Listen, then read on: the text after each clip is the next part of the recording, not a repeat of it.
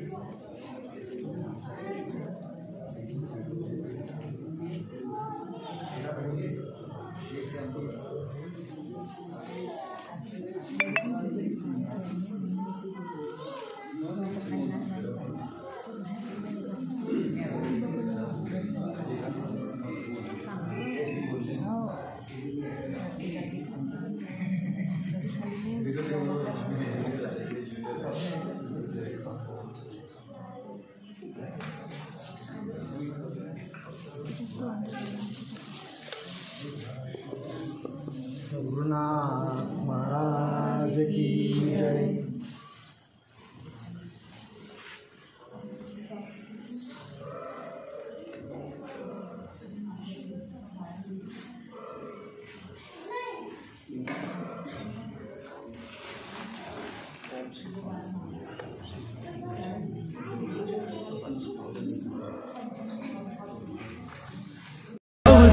चिंतन गुरुदेव दत्त गुरु आमचा तू आम्ही भाग्यवंत।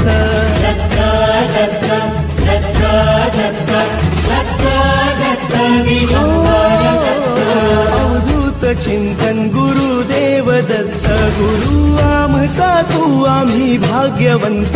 नसे जन्म मृत्यू